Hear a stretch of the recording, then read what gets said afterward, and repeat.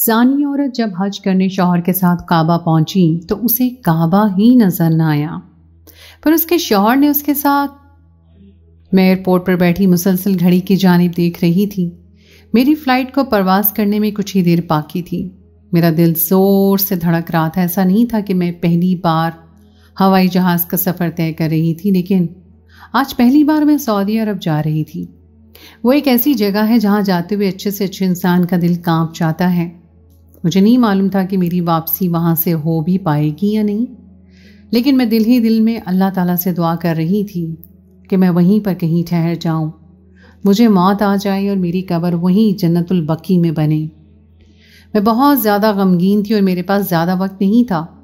Doctor مجھے جواب دے چکے تھے، مجھے جو بیماری تھی اس کا کوئی علاج نہیں تھا۔ میرا دل چاہ رہا تھا کہ میں پھوٹ پھوٹ کر روؤں، لیکن میں نے خود کو جذب کیا ہوا تھا۔ میں یہ آنسو خانہ کعبہ کے سامنے بہانا چاہتی تھی، بس اب میں کچھ بھی کر کے اس در پہ جانا چاہتی تھی جہاں سے مجھے دھتکار دیا گیا تھا۔ میں اپنے اللہ کی رسی کو تھامنے کے بجائے ایک ایسے غلط راستے پہ گامزن ہو گئی تھی جس کی معافی شاید ہی اللہ کے پاس موجود ہے۔ تھوڑی ہی دیر کے بعد ایئر ہوسٹس کی اناؤنسمنٹ سنائی دی کہ ہم دونوں میاں بیوی ایک ساتھ جہاز میں بیٹھ چکے تھے، جنت کی سیر پر جانے والا تھا۔ تھوڑی دیر کے بعد ہوائی جہاز پرواز کر چکا تھا اور ایک پل کو میرا دل بند ہو کر کھلا تھا، لیکن بہت جلد میں خود پر قابو پا گئی تھی۔ میرے لبوں پر صرف اللہ تعالیٰ کے نام کی تسبیح تھی اور میں دل ہی دل میں اللہ سے اپنے گناہوں کی معافی طلب کر رہی تھی، اور ساتھ ہی ساتھ میں بے حد خوش تھی کہ میں آج اپنی آنکھوں سے خانہ کعبہ کی زیارت کروں گی۔ لیکن میں نہیں جانتی تھی کہ آج میرے ساتھ کیا ہونے والا ہے۔ کچھ گھنٹوں کی مسافت کے بعد میں اور میرے شوہر جدہ ایئرپورٹ پہنچ چکے تھے۔ وہاں اتر کر جو خوشبو مجھے حرم پاک کی آ رہی تھی وہ میں بتانے سے قاصر ہوں۔ تھوڑی دیر تک میں جدہ ایئرپورٹ پر ہی کھڑی رہی۔ وہاں پر جو سکون تھا آج سے پہلے میں نے کبھی محسوس نہیں کیا تھا۔ میرے شوہر مجھے خود میں مگن دیکھ کر میرے قریب کھڑے ہوئے اور مجھے چلنے پر آمادہ کیا۔ میں وہاں سے جانا تو نہیں چاہتی تھی، لیکن میں جانتی تھی آگے کا منظر میرے لیے کافی خوشکن ہوگا، اس لیے میں نے فوراً ہی وہاں سے آگے کی طرف راہ لی تھی۔ میرے شوہر نے ایک ٹیکسی بک کی جس میں بیٹھ کر میں خانہ کعبہ کی طرف روانہ ہو گئے تھے۔ عموماً لوگ پہلے ہوٹل جاتے ہیں، وہاں پر اپنے کپڑے وغیرہ تبدیل کر کے نہاتے دھوتے ہیں، اس کے بعد حرم پاک جاتے ہیں، لیکن میں اس قدر حرم کو دیکھنے کے لیے پاگل ہو رہی تھی کہ میں نے اپنے شوہر کو صاف انکار کر دیا کہ میں ہوٹل نہیں جاؤں گی، بلکہ میں سب سے پہلے خانہ کعبہ کی زیارت کرنے جاؤں گی۔ میرے شوہر نے میری بات کو اہمیت دی تھی اور ہم دونوں میاں بیوی ایئرپورٹ سے سیدھا حرم پاک پہنچے تھے، لیکن وہاں جاتے ہی سامنے کا منظر تبدیل ہو گیا تھا۔ میرے رونگٹے کھڑے ہو گئے تھے، مجھے یقین ہی نہیں آ رہا تھا یہ میرے ساتھ کیا ہوا ہے۔ میں مانتی ہوں میں نے ڈھیر گناہ کیے ہیں، لیکن میں اتنی بڑی سزا کی مستحق تو نہیں تھی کہ مجھے میرا رب اتنی بڑی سزا دیتا۔ میں حرم پاک کے صحن میں بیٹھ کر چیخ کر رونے لگی تھی۔ میرے ساتھ کھڑے میرے شوہر ہڑبڑا چکے تھے، مجھے وہ قابو کرنے کی ہر ممکن کوشش کر رہے تھے کیونکہ بہت سے لوگوں کی نظریں میری طرف اٹھ چکی تھیں۔ میں سب کی نگاہوں کا مرکز بن چکی تھی، لیکن مجھے سکون ہی نہیں مل رہا تھا۔ ایسا میرے ساتھ کیسے ہو سکتا ہے؟ میں مانتی ہوں کہ میں بہت بڑی گنہگار تھی، میں اتنے گناہ کر چکی تھی کہ اگر میں مر کر بھی دوبارہ زندہ ہو جاتی تو میرے وہ گناہ معاف نہیں کیے جاتے، لیکن میں بھی تو اللہ کی بنائی ہوئی انسان تھی، میرے ساتھ ایسا کیوں ہوا؟ یہی سوچ کر میرے آنسو بھل بھل بہنے لگے تھے اور میں وہیں پر روتے روتے بے ہوش ہو گئی تھی۔ مجھے ہوش نہیں تھا کہ میرے ساتھ کیا ہونے والا ہے، اور جب مجھے ہوش آیا تو میرے شوہر نے جو میرے ساتھ کیا وہ میرے رونگٹے کھڑے کر چکا تھا۔ میرے شوہر مجھے ہمیشہ محبت کا دعویٰ کرتے تھے، لیکن اس بار جو انہوں نے کیا تھا وہ میری ہوا خشک کر چکا تھا، کیونکہ میرے شوہر نے تو استغفر اللہ، میرا نام سائرہ ہے، میں نے زندگی کی 35 بہاریں دیکھ لی ہیں، میں نے بچپن سے لے کر اب تک زندگی میں بہت دکھ اٹھائے ہیں، میں نے کبھی آسان زندگی دیکھی ہی نہیں۔ میرے باپ کو بیٹوں کا شوق تھا، لیکن اللہ تعالیٰ نے اسے بیٹے سے نوازا ہی نہیں تھا، بلکہ اپنی رحمتوں سے نواز کر اسے غنی کر دیا تھا۔ لیکن وہ بدبخت شخص بیٹی کو رحمت کے بجائے دھتکار سمجھتا تھا۔ ہم 4 بہنیں تھیں اور ہم چاروں کی زندگی میرا باپ خراب کر چکا تھا۔ میرے پیدا ہونے کے بعد میرے باپ نے میری ماں کو طلاق دے دی تھی، کیونکہ میری ماں بیٹا پیدا نہیں کر پا رہی تھی، اور یہیں سے میری بربادی شروع ہو گئی تھی۔ کیونکہ میری ماں کو لگتا تھا کہ میری وجہ سے اس کا گھر خراب ہو گیا ہے۔ اگر میں بیدہ نہ ہوتی تو یہ سب کچھ نہ ہوتا، کیونکہ وہ بیوقوف عورت یہ بھول چکی تھی کہ میں ایک چھوٹی بچی ہوں، اس میں میرا کیا قصور۔ وقت گزرنے کے ساتھ ساتھ میری ماں کی نفرت مجھ سے دن بدن بڑھتی چلی گئی۔ میں جب 6 سال کی ہوئی تھی تب سے میں پورے گھر کو سنبھالنے لگی تھی۔ میں اپنے چھوٹے چھوٹے ہاتھوں سے پورے گھر کی صفائی کرتی تھی۔ میری اماں مجھ سے برتن دھلواتی تھیں اور میں خاموشی سے ان کے سارے ظلم سہتی رہتی تھی۔ بعض اوقات تو مجھے ایسا گمان ہوتا تھا جیسے میری ماں میری سگی نہیں ہے بلکہ وہ میری سوتیلی اماں ہے۔ میں بچپن سے لے کے بڑے ہونے تک صرف ذلیل ہی ہوئی تھی، اس کے علاوہ میں نے کچھ نہیں کیا تھا۔ میری بہنیں تھیں، مجھے منہ لگانا پسند نہیں کرتی تھیں، سب مجھے اپنے پاؤں کی دھول کی مانند سمجھتے تھے۔ میں یہ سب برداشت کر رہی تھی کیونکہ مجھے ان سب کے ساتھ اپنی زندگی گزارنی تھی۔ لیکن کہتے ہیں نا، ایک وقت آتا ہے جب آپ کی برداشت ختم ہو جاتی ہے۔ ایسا ہی میرے ساتھ بھی ہوا تھا۔ ایک روز میری ماں نے حد کر دی تھی، اس کی ایک بے بنیاد نفرت نے میری پوری زندگی کو تباہ کر دیا تھا۔ 7 سال کی عمر میں میری سگی ماں نے مجھے ہاتھ پکڑ کر کچرے کے ڈھیر میں پھینک دیا تھا کہ تمہاری یہی اوقات ہے اور تمہیں یہیں پہ رہنا ہے۔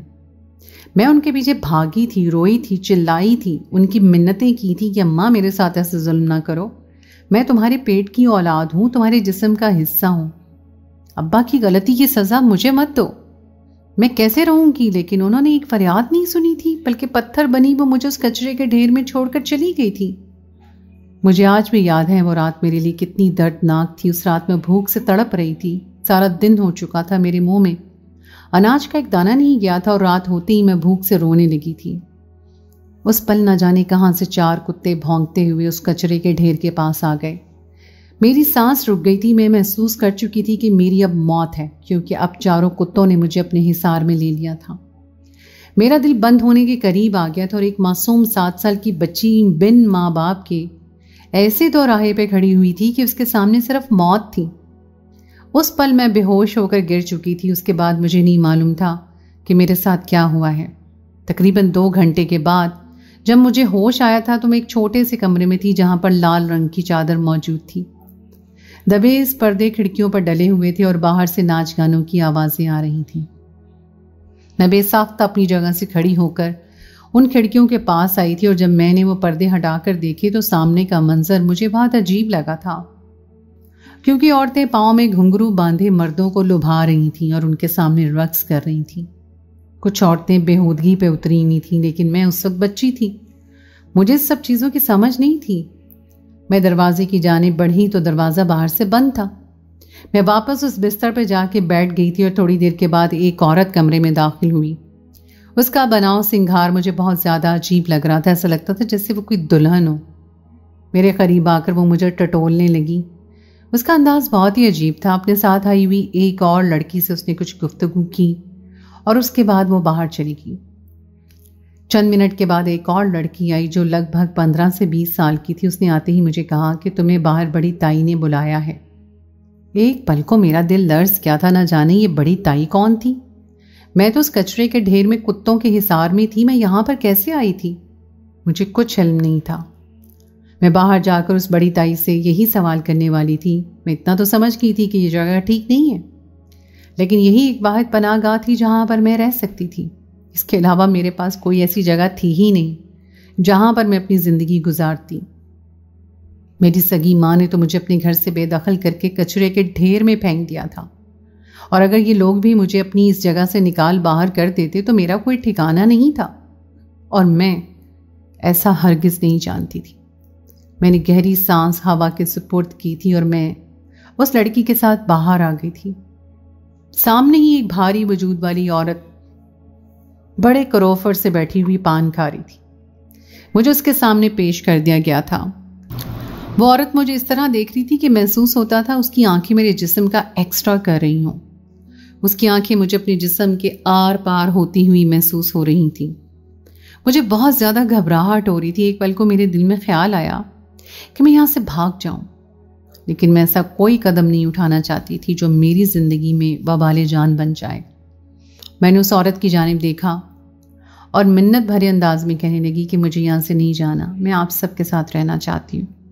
اگر آپ مجھ سے برتن دھلوائیں گے تو میں دھو دوں گی، مجھ سے جھاڑو لگوائیں گے تو میں لگا دوں گی، مجھ سے جو کام کروائیں گے میں کرنے کے لیے تیار ہوں، بس ایک وقت کی روٹی دے دینا، میں بہت بھوکی ہوں، مجھے کھانا چاہیے۔ بھوک سے میری جان نکلنے کے در پہ آ گئی تھی اور بڑی تائی نے مجھے اپنے برابر میں بیٹھنے کا حکم دیا اور ایک لڑکی سے میرے لیے کھانا منگوایا۔ میں اس بڑی تائی کو اب بہت ہی مشکور نگاہوں سے دیکھ رہی تھی۔ وہ مجھے کوئی آسمان سے اتری ہوئی پری لگ رہی تھی جو میری مدد کر رہی تھی۔ اس نے بنا کچھ بولے میرا کھانا کھانے کے لیے روٹی دی اور پانی پینے کے لیے ایک شربت کا گلاس دیا۔ میں جب کھانے سے فارغ ہو گئی تو میں اس عورت کو اب سوالیہ نگاہوں سے دیکھنے لگی تھی کہ شاید وہ مجھے کوئی کام بولے، لیکن اس نے بنا کچھ بولے اور سمجھے میرے منہ پر تھپڑ رسید کیا تھا اور میرے منہ سے خون فوارے کی مانے نکلا تھا۔ میں زمین بوس ہو چکی تھی اور میرے لیے سب کچھ کافی حیران کن تھا۔ میں نے اس بڑی تائی کو حیرت بھری نگاہ سے دیکھا کہ مجھ سے کیا خطا سرزش ہوئی ہے جو یہ مجھے مار رہی ہیں۔ وہ میری جانب دیکھتے ہوئے کہکا لگاتے ہوئے کہنے لگی، تو بڑی دھان پان سی ہے، ایک تھپڑ سے ہی زمین بوس ہو گئی۔ تو کیا میرے مردوں کو لبھائے گی، لیکن تجھے دیکھ کر اتنا تو معلوم ہو گیا ہے کہ تو بڑے کام کی چیز ہے۔ لیکن یاد رکھ، اگر تو نے بڑی تائی سے غداری کی تو تجھے موت کی نیند سلا دوں گی۔ میں نے ان سے اسی پہر وعدہ کیا تھا کہ میں ہمیشہ آپ کی غلام بن کر رہوں گی، لیکن بس مجھے یہاں سے نکالیے گا نہیں۔ میں اس وقت 7 سال کی بچی تھی، مجھے نہیں معلوم تھا کہ کوٹھا، رقص اور بستر گرم کرنے جیسے الفاظ کیا چیز ہوتے ہیں، لیکن جب میں وہاں سے رہنے لگی تو مجھے ساری حقیقت سمجھ آ گئی تھی۔ میں کیسی جگہ پر موجود تھی۔ میں محض 10 سال کی عمر میں ہی تمام حقیقت سے واقف ہو چکی تھی کہ مرد اور عورت کا رشتہ کیا ہوتا ہے اور یہاں پر کیسے گھناؤنے کام کیے جاتے ہیں۔ وہ کوئی کوٹھا نہیں بلکہ بہت بڑی حویلی تھی جہاں پر بڑی تائی کی حکمرانی تھی اور اس کے نیچے بہت سی لڑکیاں کام کر رہی تھیں۔ بہت سی لڑکیاں رقص کرتی تھیں تو بہت سی لڑکیاں دوسرے مردوں کا بستر گرم کرتی تھیں، اور وہ ان سب کے پیسے بٹور کر ہمیں کھانے پینے کی اشیاء مہیا کر دیا کرتی تھی، اور میری زندگی 15 سال کی عمر تک تو بہتر تھی، لیکن 16 سال کی عمر سے ہی میری بدقسمتی شروع ہو چکی تھی۔ مجھے استاد جی رقص سکھاتے تھے جس کی بدولت میں بہت جلدی بہت اچھا ناچ لیا کرتی تھی۔ مجھے بھی مردوں کے سامنے پیش کیا جا رہا تھا، بس میری 18 سال ہونے کی دیر تھی کہ مجھے مردوں کے بستر گرم کرنے کے لیے چھوڑ دیا گیا تھا۔ جس مرد نے میرا اب تک رقص دیکھا تھا وہ میرے دیوانے ہو گئے تھے۔ ان سب کے لیے میں ایسی تھی جس نے مجھے پا لیا وہ غنی ہو جائے گا۔ میرے معاملے میں بڑی تائی بڑے نخرے دکھاتی تھی، جبکہ میں بہت معصومیت سے ہر اس مرد کے ساتھ غلط کام کرنے پہ آمادہ ہو جاتی تھی جس کے ساتھ مجھے بڑی تائی بھیجا کرتی تھی۔ لیکن کہتے ہیں نا، جب آپ کے دل میں اللہ کا خوف ہو لیکن آپ یہ کام کرنے کے لیے مجبور ہوں تو پروردگار آپ کی مدد کر ہی دیتا ہے۔ ایک روز میں ہال میں رقص کر رہی تھی اور مردوں کی محفل لگی ہوئی تھی۔ میرے پاؤں بہت خوبصورتی سے تھرک رہے تھے، ہر ایک مرد کے دل میں میں بجلی کی طرح گر رہی تھی۔ لیکن اچانک ہی ایک مرد کھڑا ہوا اور بڑی تائی کی جانب دیکھتے ہوئے کہنے لگا، یہ عورت مجھے چاہیے تا عمر کے لیے، اس کی قیمت بتاؤ۔